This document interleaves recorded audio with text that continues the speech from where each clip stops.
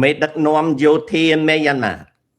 នឹងប្រុងដំណើរទស្សនកិច្ចនៅប្រទេសឡាវតាមការអញ្ជើញរបស់ឡាវជាកិច្ចសហប្រតិបត្តិការដៃគូក្នុងភូមិសាស្ត្រនយោបាយទំនាក់ទំនងមេយ៉ាន់ម៉ាឡាវនិងកម្ពុជាម៉ាឡេស៊ីកំពុងតែធ្វើនៅពេលដែលម៉ាយ៉ាន់ម៉ាសម្ដែងការមិនសប្បាយចិត្តដែលកម្លាំងកងទ័ពថៃគ្រប់គ្រងចលនាផ្ដាច់ខ្លួននៅក្នុងបន្ទះដីភាគខាងត្បូងនៃប្រទេសមីយ៉ាន់ម៉ាតាម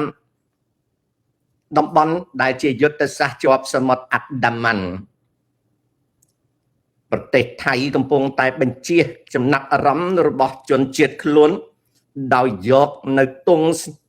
ជាតិនិយមជ្រុលធ្វើការគំរាមកំហែងឈ្លានពានមកលើកម្ពុជាមេដឹកនាំនយោបាយកម្ពុជាកំពុងតែកសាងនៅសកម្មភាពមាំមួនផ្នែកការទូតអន្តរជាតិនិងការទប់ទល់អំពើឈ្លានពានរបស់ថ្លៃសៀមវិញតាមផ្លូវច្បាប់និងតាមការរៀបចំខ្លួនក្នុងករណីដែលសៀមចង់ផ្ទុះអាវុធឈ្លានពានកម្ពុជាជាថ្មីទោះបីមិននិយាយក៏ដោយក៏មេដឹកនាំនយោបាយកម្ពុជារវល់ជាខ្លាំងក្នុងការសម្របបង្កើតបាននៅការការពារមួយថ្មីប្រឈមចំពោះសមរភូមិនិងវិធីប្រយុទ្ធថ្មីហើយទាហានត្រូវបានរៀបចំអង្គភាពថ្មីក្នុងករណីបច្ចេកវិទ្យាដែលបំពាក់ទៅដោយប្រដាប់នឹងការសមយុទ្ធតាមរបៀបយុទ្ធសាស្ត្រថ្មីអង្គភាព digital នៅក្នុងសមរភូមិក៏បាននឹងកំពុងរៀបចំការជំរុញឲ្យថៃប្រឈមជាមួយនឹងច្បាប់អន្តរជាតិក៏កំពុងតែជំរុញទៅមុខទោះបីជាថៃយល់ឃើញថាមានព្រៀបមកលើកម្ពុជាក៏ដោយក៏មេដឹកនាំនយោបាយនៅកម្ពុជាកំពុងតែត្រៀមលក្ខណៈដើម្បីទប់ទល់ទៅតាមលទ្ធភាពដែលប្រទេសកម្ពុជាតូចហើយមានធនធានតិចទាំងអស់នេះគឺជារឿងដែលមិនអាចយកមកអធិប្បាយទាំងស្រុងបានទេក្រឡេកមើលនៅក្នុងតំបន់ប្រទេសវៀតណាមកំពុងតែទទួលបានផ្លែផ្កាផ្នែកទេសចរដែលទេសចរកំពុងតែសម្រុកទៅលេងវៀតណាមដោយសារមហូបថោកទីតាំងធ្វើដំណើរសុវត្ថិភាពហើយជើងយន្តហោះមានតម្លៃស្ថោកគួរសមនឹងច្រើនព្រមទាំងការរៀបចំឲ្យរលូននៃដំណើរទិដ្ឋាការចូលលេងប្រទេសយួនវៀតណាមក៏កំពុងតែសហការជាមួយឡាវនិងកម្ពុជាក្នុងការបង្កើតតំបន់សេដ្ឋកិច្ចព្រំដែនឲ្យបានច្រើនកន្លែងដើម្បីបង្កើតនៅពាណិជ្ជកម្មរវាងប្រទេសនិងប្រទេសឲ្យបានកើនឡើងនៅពេលប្រទេសកម្ពុជាបានព្រមព្រៀងជាមួយវៀតណាមពង្រីកពាណិជ្ជកម្មទ្វេភាគីកម្ពុជាវៀតណាមចំពេលដែលព្រំដែនខាងលិចកំពុងតែបិទ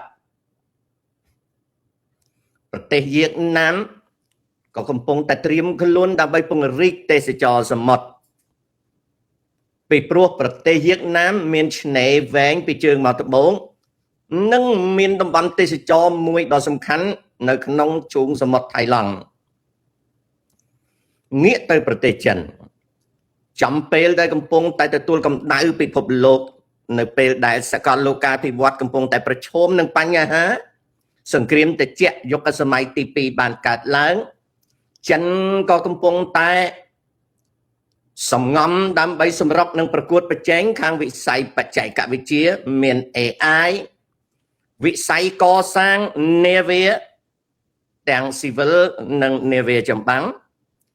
និងវិស័យចងក្រងជំនួយនិងជំនួញប្រតិកលាគ្នាជាមួយបណ្ដាប្រទេសទាំងឡាយក្នុងការធានាឲ្យចិនមានសមត្ថភាពនាំចេញឲ្យបានច្រើននៅសហរដ្ឋអាមេរិកនយោបាយរបស់លោកប្រធានាធិបតីជួបប្រទះនឹងបញ្ហាជាច្រើនបញ្ហាប្រឈមផ្ទៃក្នុងនិងបញ្ហាប្រឈមពីខាងក្រៅនៅពេលថ្មីនេះកិច្ចព្រមព្រៀងពាណិជ្ជកម្មសេរីមេxicoអាមេរិកនិងកាណាដាកំពុងតែជួបប្រទះនឹងវិបត្តិតានតឹងដែលវិបត្តិតានតឹងនេះបណ្ដាលឲ្យពាណិជ្ជកម្ម3ប្រទេស កាណាដាអាមេរិកនិងមេហ៊ីកូកំពុងតែបណ្ដាលឲ្យទំនិញឡើងថ្លៃយ៉ាងខ្លាំងនេះគឺជាអ្វីដែលកំពុងតែកើតឡើងនៅអឺរ៉ុបកម្ដៅសីតុណ្ហភាពកំពុងតែក្តៅខ្លាំងមនុស្សស្លាប់រាប់ពាន់នាក់ផ្លូវថ្នល់ជ័រកៅស៊ូរលាយបើកឡានជាប់កង់ផ្លូវដែកត្រូវពន្យាពេលធ្វើដំណើរដោយសារដែកក្តៅខ្លាំងពេកធ្វើឲ្យផ្លូវដែកបោ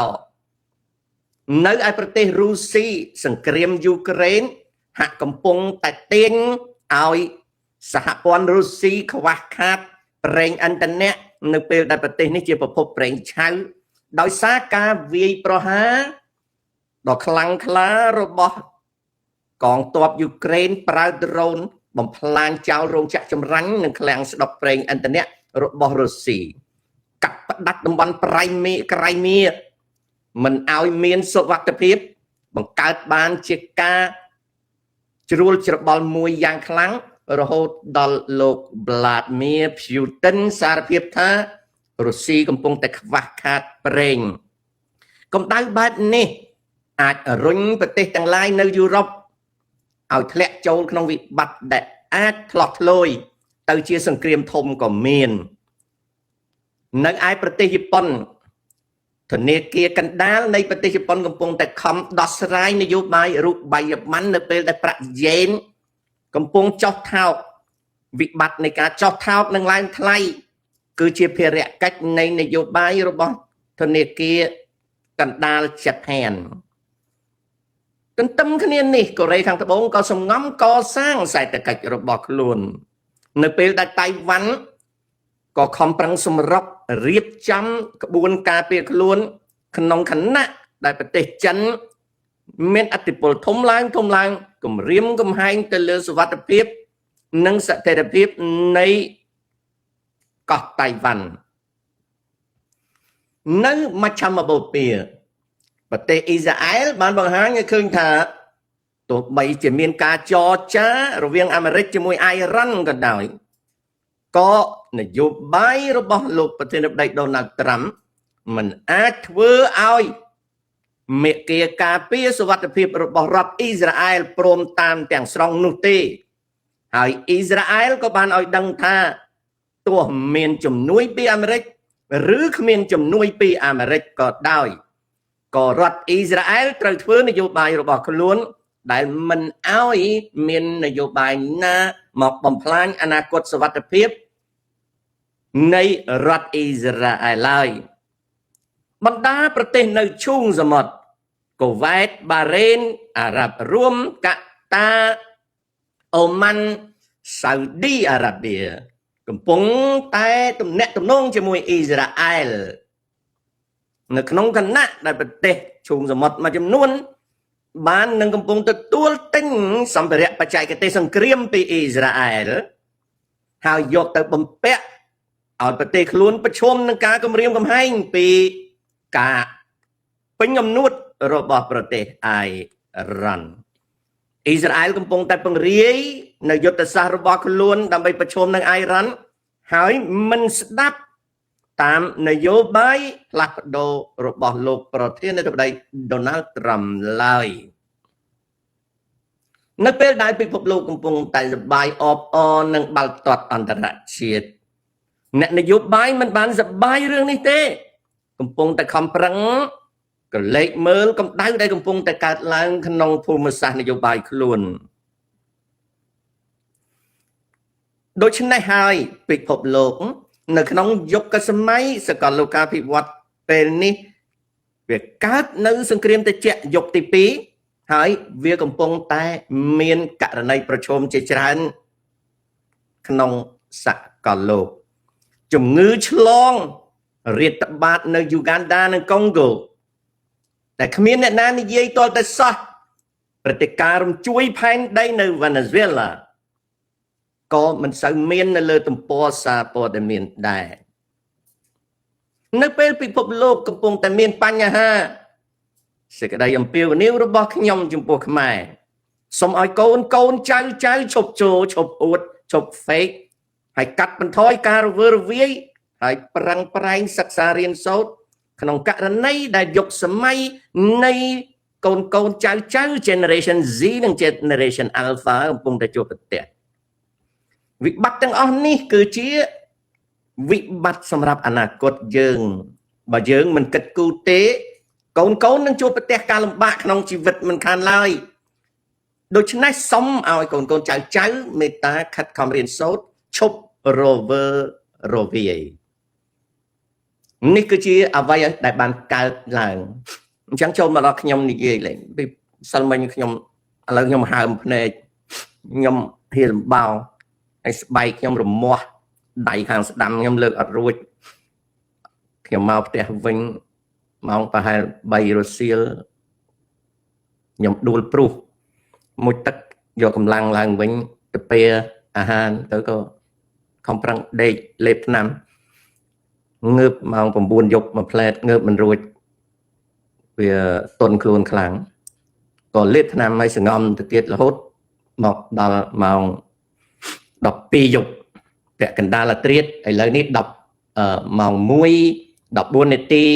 ថ្ងៃប្រហោះកក្កដាទី2កក្កដា2026ត្រូវនឹងម៉ោង12 14នាទីថ្ងៃត្រង់ថ្ងៃដូចគ្នានៅកម្ពុជាម៉ោងនៅខាងខ្ញុំយឺតជាងកម្ពុជា11ម៉ោងហើយអាហារល្ងាចត្រូវបានកន្លងផុតដែរខ្ញុំក៏ខ្វះចំណីឆ្កែដោយសារម្សិលមិញខ្ញុំអត់បានធ្វើម្ហូបឲ្យឆ្កែឥឡូវក៏ដែលលឺសូរ៉ូហ្នឹងគឺជាម៉ាស៊ីនកំពុងតែអាំងសាច់មាន់ឲ្យចៅនៅទទួលភារៈសម្អាតអីម្សិលមិញឥឡូវរវល់ធ្វើការក្រៅផ្ទះរហូតហើយថ្ងៃនេះក៏ត្រូវទៅធ្វើការក្រៅផ្ទះទៀតអញ្ចឹងបច្ចុប្បន្នពាក់កណ្ដាលអាត្រៀតរំលងអាត្រៀតនៅខាងខ្ញុំក៏ឆ្លៀតអង្គុយធ្វើ show បន្តិចហើយធម្មតាការធ្វើ show វាជា spirit របស់ខ្ញុំណាវាជាមនសិការរបស់ខ្ញុំ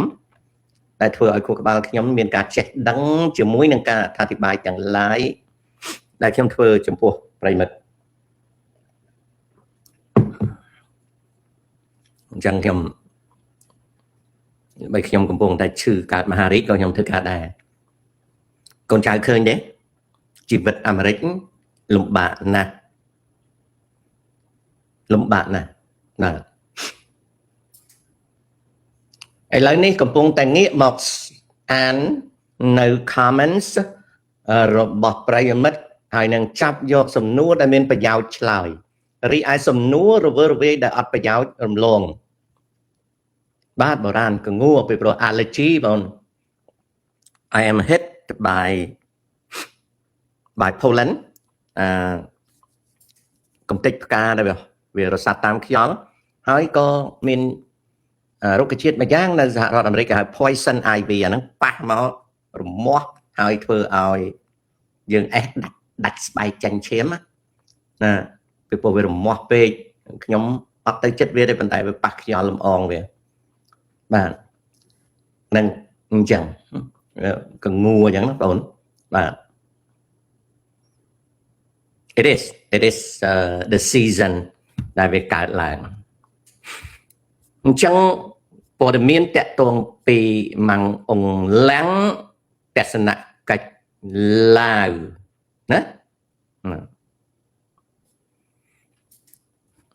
ព័ត៌មានស្ដីអំពី Miss Grand Orlando 2025ស្លាប់នៅ Venezuela ខ្ញុំសូមជម្រាបថាកម្មវិធី Miss Grand នេះជាមុខរបរពាណិជ្ជកម្មដែលគ្មានគុណតម្លៃអ្វីក្រៅពីជាមុខរបរតូចមួយនោះទេទោះបីពាក្យថា grand ហ្នឹងធំក៏ដោយក៏គ្រាន់តែជាមុខរបរតូចមួយទេដូច្នេះស្ត្រីខ្មែរជាពិសេសក្មេងៗចៅគួរណាស់ចំណាយពេលរៀនសូត្រជាងឆ្លក់វង្វេងនឹងអ្វីដែលជាមុខរបរតូចមួយឈ្មោះហៅថា Miss Grand International នេះកសាងអនាគតជាជាងគិតថាសម្ផស្សរបស់ខ្លួនមួយផ្លែត តាមមកកត់អត់ប្រយោជន៍នេះអាចធ្វើឲ្យចៅមានអនាគតចប់នៅលើពិភពលោកមានតែប្រទេសប្រមាណដែលកំពុងឆ្លក់វែងក្នុងរឿងហ្នឹងចំណែកប្រទេសអភិវឌ្ឍអត់មានអ្នកណាគេយកចិត្តទុកដាក់នឹងរឿង Miss Grand ហ្នឹងទេ